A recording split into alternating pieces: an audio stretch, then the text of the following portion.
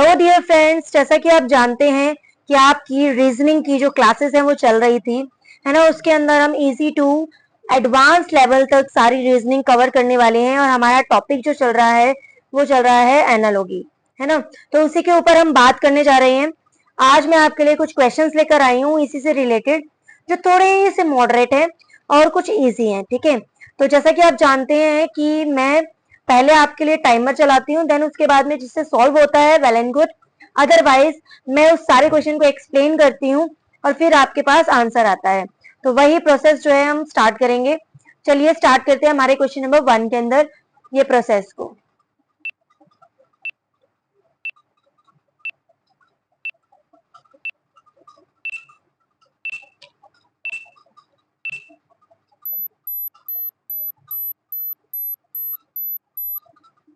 Okay, तो इसके अंदर आप देखिए हमें फर्स्ट क्या दिया हुआ है।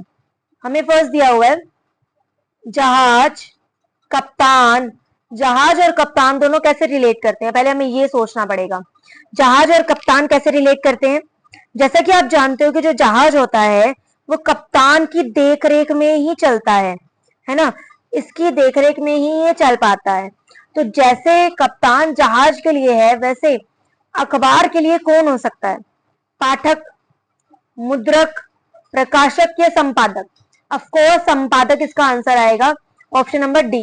जो संपादक होता है वो क्या होता है अखबार के लिए, वैसे ही होता है जैसे कप्तान जहाज के लिए होता है। जैसे संपादक की देखरेख के अंदर अखबार चलता है, उसकी पब्लिशिंग जो होती है वो किसकी देखरेख में होती है? संपादक की देखरेख में। संपादक को इंग्लिश में क्या बोलते हैं? एडिटर। ठीक है, तो ये क्वेश्चन नंबर 1 हमारा कंप्लीट हो गया। नेक्स्ट क्वेश्चन पे चलते हैं। नेक्स्ट क्वेश्चन क्या है? मछली, जल, चिड़िया। तो इसके लिए मैं आपको टाइमर दूंगी। इसके बाद में, वैसे इसमें टाइमर की जरूरत नहीं है, फिर भी मैं आपको टाइमर दे रही हूँ, ठीक है। इसके बाद में देखते हैं कि किस किस का सॉल्व हो जाता है। जिसका सॉल्व हो जाए वो कमेंट सेक्शन में अपना नेम लिखना मत भूलिए।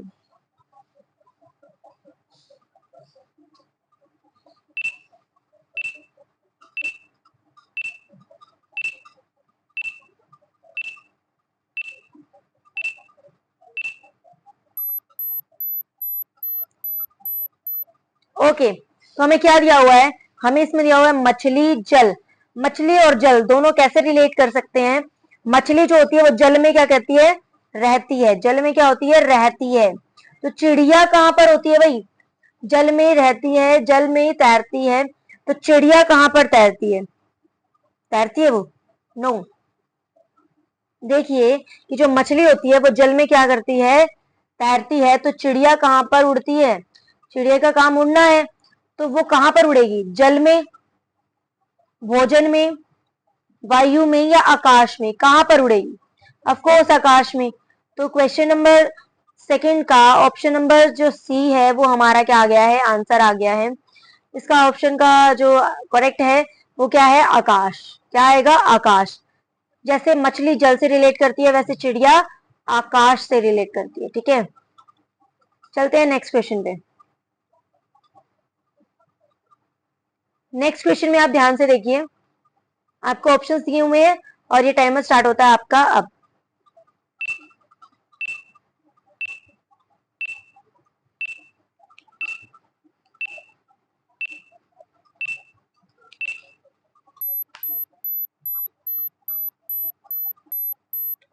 ओके, तो इसके अंदर देखिए आप, यहाँ पर फर्स्ट क्या है? सचिन तेंदुलकर। सचिन तेंदुलकर जो है जैसे क्रिकेट से संबंध रखते हैं, वैसे सोनिया मिर्जा, सानिया मिर्जा जो है वो किससे संबंध रखती है? ऑफ कोर्स, जैसे सचिन तेंदुलकर जो है वो क्रिकेट के खिलाड़ी हैं, सानिया मिर्जा किसकी खिलाड़ी है? टेनिस की। किसकी खिलाड़ी है? टेनिस की। तो इसका ऑप्शन नंबर ए जो है वो क्या आ जाएगा? हमारा बिल्कुल करेक्ट आंसर आ जाएगा। जिसका आंसर सही है वो अपना नेम कमेंट सेक्शन में लिखना मत भूलिए, ठीक है। चलते हैं हमारे नेक्स्ट क्वेश्चन पे।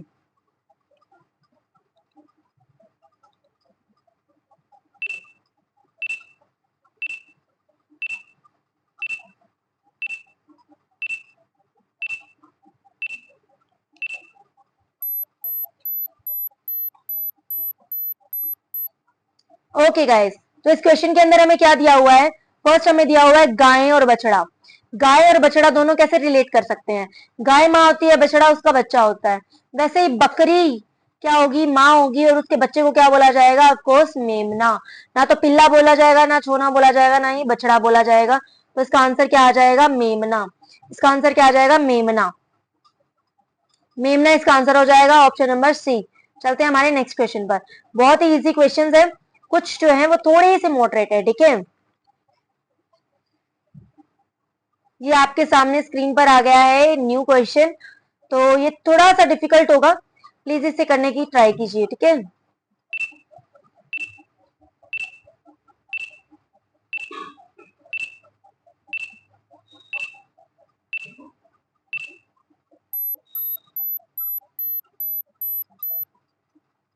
ओके, तो इसके अंदर हमें क्या दिया हुआ है? 64 रिलेट करता है 513 से। 64 रेशो 513, ठीक है। 64 रेशो 513 ऐसा ही दिया हुआ है ना? फाइनल है ना ये? तो चलो देखो कैसे आ सकता है 64 से 513। ये तो नॉर्मल सी चीज है कि अगर कोई एक नॉर्मल जो संख्या है वो उससे रिलेट की हुई संख्या उसकी बहुत ज्यादा बड़ी है, तो ऑफ कोर्स या तो मल्टीप्लाई होगा, ठीक है, या फिर क्या होगा? इसका स्क्वायर किया होगा या फिर क्यूब किया होगा, ठीक है। मल्टीप्लाई करने से ऐसा कुछ आएगा नहीं, तो देखते हैं स्क्वायर या क्यूब में से कुछ है ये किसका स्क्वायर है? ध्यान से देखा जाए तो ये स्क्वायर है हमारा 8 का। किसका स्क्वायर है ये? 8 का स्क्वायर है। 8 का स्क्वायर करते हैं कितना आता है? 64। अगर इसी 8 का क्यूब कर दिया जाए तो इसका आंसर क्या आएगा? तो इसका आंसर आएगा 512, और इसमें अगर प्लस कर दिया जाए 1 तो हमारा ये आंसर आ जाएगा 513। एज इट इज अगर हम इसमें करते हैं, हमें दिया हुआ है 144, ठीक है। ये जो है वो किसका स्क्वायर है बताइए मुझे? ये है 12 का स्क्वायर। किसका स्क्वायर है? 12 का स्क्वायर है। 12 का स्क्वायर करते कितना आता है? 144, ठीक है। अगर 12 का क्यूब कर दिया जाए, अगर 12 का क्यूब कर दिया जाए तो हमारे पास आंसर आएगा 1728, ठीक है। और 1728 के अंदर अगर हम प्लस कर देते हैं 1 तो हमारे पास आंसर आ जाता है 1729। तो इस हिसाब से ऑप्शन नंबर जो बी है वो हमारा क्या हो जाएगा? राइट आंसर हो जाएगा। तो ऑप्शन नंबर बी हमारा क्या हो गया है? आंसर हो गया है। जिसका आंसर इस क्वेश्चन का सही था वो अपना नेम कमेंट सेक्शन में लिखना मत भूलिए। चलते हैं हमारे नेक्स्ट क्वेश्चन की तरफ। ओके, नेक्स्ट क्वेश्चन के लिए वैसे टाइमर की जरूरत नहीं है, फिर भी मैं आपको टाइमर दे रही हूँ, ठीक है।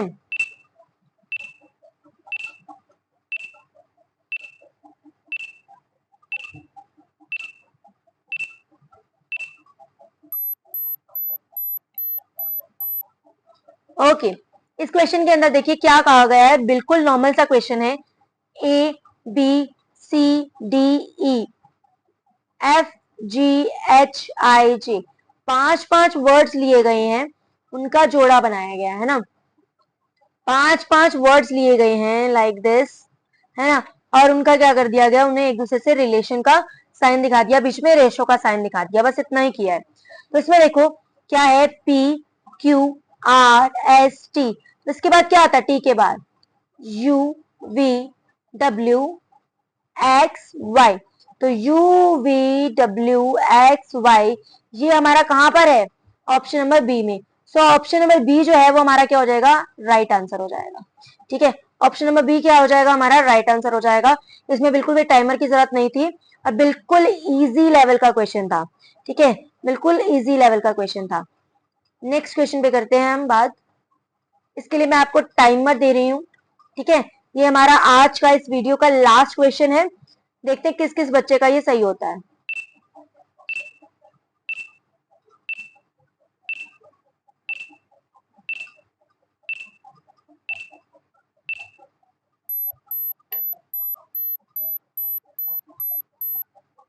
ओके, तो इस क्वेश्चन के अंदर हमें क्या दिया हुआ है? एफ जी, वेट मैं थोड़ा नीचे लिख लेती हूँ इसको ना। ओके, इसके अंदर हमें क्या दिया हुआ है? F G E H J, यही दिया हुआ है। ओके, तो इसे रिलेट किससे किया हुआ है? B C A D F. जरा अगर हम ध्यान से देखें, इसकी प्लेस वैल्यू अगर हम लगाते हैं तो एफ कितने पे आता है? 6 पे। जी कितने पे आता है? 7 पे। ई आता है हमारा 5 पे, एच 8 पे और जे जो है वो 10 पे आता है। इसी तरीके से बी आता है 2 पे, सी 3 पे, ए 1 पे, डी 4 पे और जो एफ है वो आता है 6 पे, है ना। तो अगर हम इनका डिफरेंस लें तो जरा ध्यान से देखो, 6 और 7 में जाने में कितना टाइम लगेगा? -1 या +1? ऑफकोर्स +1। ठीक है, आगे 7 से अगर हम 5 पे जाते हैं तो क्या लगता है? -2। ऐसे 5 से 8 पे जाते हैं तो +3 और 8 से अगर हम 10 में जाते हैं, अगर हम 8 से 10 में जाते हैं तो हमारा लगेगा +2, है ना, यही लगेगा। चलो ठीक है, तो अब जरा ध्यान से देखो कि यही पैटर्न इसमें लगा हुआ है। 2 से 1 में जाएंगे +1, 3 से 1 में जाएंगे -2, 1 से 4 में जाएंगे +3 और 4 से जब हम 6 में जाते हैं तो +2। सेम पैटर्न है। तो ठीक है, मतलब जो पैटर्न इसके अंदर लगा होगा वही पैटर्न नेक्स्ट वाले के अंदर लगा होगा, है ना, यही मतलब है ना इसका। तो चलो हम चेक कर लेते हैं। जब हम चेक करते हैं इसको तो इसके अंदर देखते हैं कि कौन सा पैटर्न लगा हुआ है। V W U X Z, है ना, यही है। तो चलो अब इसकी अगर हम प्लेस वैल्यू देखते हैं तो ये आता है हमारा V जो है वो हमारा आता है 22 पे, W आता है 23 पे और जो U है वो आता है 21 पे। किस पे आता है? 21 पे आता है। X 24 पे आता है और Z जो है वो 26 पे आता है। ऐसा ही है। चलो ठीक है, अब ध्यान से देखो क्या पैटर्न है इसमें। +1 -2 +3 +2, मतलब सेम पैटर्न लगा हुआ है सभी में, है ना। अगर हम इनमें से देखते हैं तो ये 14 पे, ये 11 पे, क्या सेम आता है? नो, पहले ही रॉन्ग हो गया। ये जी एफ है, जी कितने में आता है? 7 पे और ये किस पे आता है? 6 पे, पहले ही -1 हो गया, ये भी गलत है। एच और आई, एच आता है 8 पे, आई आता है 9 पे, ठीक है, मतलब ये थोड़ा सा सही जा रहा है। एच आई जे के एल, एच आता है 8 पे, आई आता है 9 पे, फिर 10 पे, ये तो फिर से प्लस हो गया, मतलब ये भी क्या है? गलत है। लास्ट ऑप्शन जो है वो हम चेक करते हैं, O P N Q S, यही दिया हुआ है। तो अगर हम इसकी प्लेस वैल्यू लगाते हैं तो हमारा जो ओ है वो आता है 15 पे, पी जो है वो 16 पे आता है, एन 14 पे आता है, क्यू जो है हमारा वो 17 पे आता है और एस जो है वो 19 पे आता है। जरा ध्यान से देखेंगे तो इन दोनों में जाने में कितना टाइम लग रहा है हमें, कितने क्या करना पड़ रहा है? +1, यहाँ पर -2, यहाँ पर +3 और यहाँ पर +2, तो सेम पैटर्न आ गया। तो इस हिसाब से हमारा जो ऑप्शन नंबर डी है वो हमारा बिल्कुल करेक्ट आंसर हो जाएगा, ये हमारा बिल्कुल सही आंसर हो गया। ठीक है, तो गाइस इसी टाइप के और क्वेश्चंस पाने के लिए मेरे चैनल को सब्सक्राइब कीजिए। मैं आपको रीजनिंग की और हिस्ट्री की क्लासेस स्टार्ट करवा रखा है मैंने, ठीक है, जिनका लेवल होगा easy to moderate, then moderate to advance. ठीक है, तो गाइज इसे ज्यादा से ज्यादा शेयर कीजिए अपने फ्रेंड्स में और इसी टाइप की और अच्छी अच्छी वीडियोस पाने के लिए, ज्यादातर क्वेश्चन सॉल्व करने के लिए मेरे चैनल को सब्सक्राइब कीजिए। थैंक्स अ लॉट, मिलते हैं नेक्स्ट वीडियो में।